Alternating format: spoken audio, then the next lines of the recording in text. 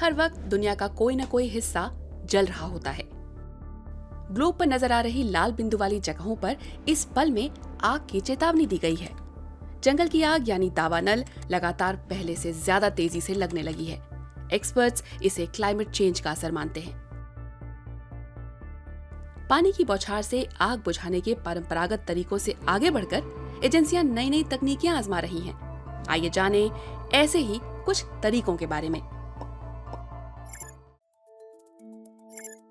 कई बार लापरवाही से फेंकी गई सिगरेट से लगी आग पूरे के पूरे सूखे जंगल को धू धू कर जला देती है। हजारों लोगों को घर छोड़कर भागना पड़ता है तो कईयों की जान भी चली जाती है। इलाके में रहने वाले लोगों से प्रशासन तक ऐसी जानकारी पहुंचने में कई बार घंटे तो कभी-कभी दिन तक लग जाते हैं। टेक्नोलॉजी की मदद से ये काम कुछ मिनटों में किया जा सकता है।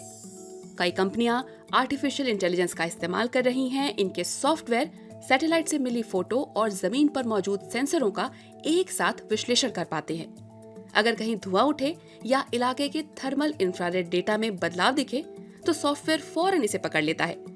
आग की पुष्टि होते ही बचाव कर्मियों को उसकी जानकारी भेज दी जाती है। मशीन लर्निंग के इस्तेमाल से हम कंप्यूटरों को सिखा सकते हैं कि असल लपटें कैसे पकड़ें।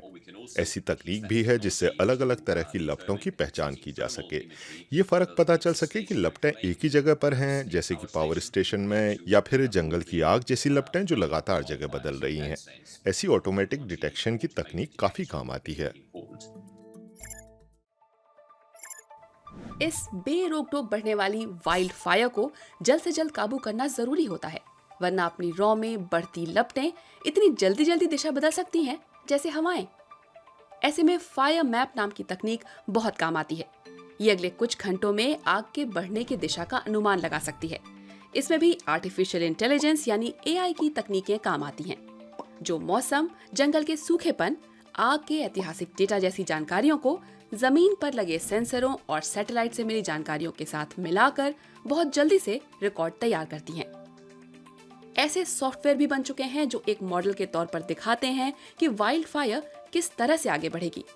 इससे बचाव कर्मियों को जल्दी और सटीक फैसले लेने में बहुत मदद मिलती है। रियल टाइम फोटो और जानकारियां भेजने के लिए ड्रोन्स का इस्तेमाल भी होता है।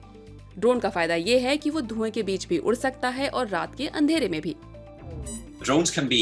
छोटी मोटी आग से निपटने में तो ड्रोन बहुत ज्यादा कारगर हैं, क्योंकि बिना किसी की जान जोखिम में डाले वो बहुत पास जा सकते हैं। वरना हर साल एयरक्राफ्ट मिशन पर भेजे गए कितने ही फायर फाइटर्स अपनी जान गंवा देते हैं।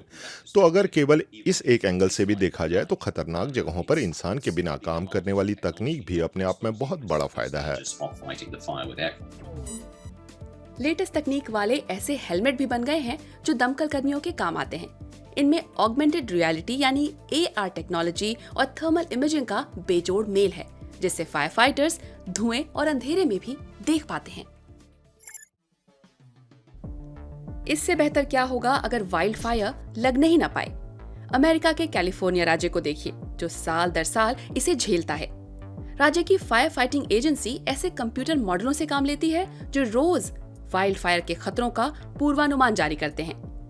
इस तरह के फोरकास्ट अक्सर जीआईएस यानी जियोग्राफिक इंफॉर्मेशन सिस्टम पर आधारित होते हैं। जीआईएस एक कंप्यूटर सिस्टम है जो किसी जगह के मैप, सड़कों, इमारतों और हरियाली जैसे डेटा का विश्लेषण करता है। ऐसे सिमुलेशन से खतरे की जद में आने से पहले ही इलाकों की पहचान हो सकती है। लोगों और पेड़ों को बचाया जा सकता है। इससे प्रशासन को समय मिल जाता है कि वो ऐसे सूखे पेड़ों को वहां से हटा सकें जो आग फैलाने में ईंधन बन सकते हैं। क्लाइमेट चेंज जंगल की आग में घी झोंक रहा है। नई तकनीकें आने से इनका जल्दी पता लग पा रहा है। आग के जोखिम की पहचान हो जाना तो कहीं बेहतर है, बजाय इसके कि आग बुझानी पड़े। इसीलिए तकनीक सबसे कारगर है जो कहीं आग लगने से पहले ही उसे रोकने के काम आ सकती है। कमेंट करके बताइए कि आपके यहाँ आग से कैसे निपटते हैं।